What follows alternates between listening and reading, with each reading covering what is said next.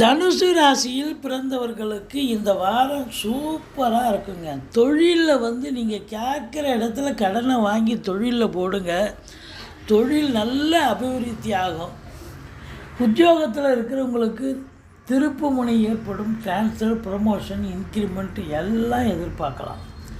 புதுசாக வேலைவாய்ப்புக்காக முயற்சி பண்ணுற இளைஞர்களுக்கு கண்டிப்பாக அற்புதமான ஒரு வாரம்.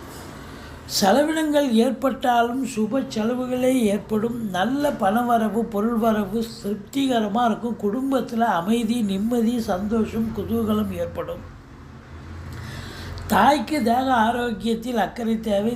தாய்வழி சொந்தங்கள் உங்களுக்கு பகையுணர்ச்சியோடு இருப்பார்கள். பூர்வீகத்தில் பிரச்சனைகள் வரலாம்.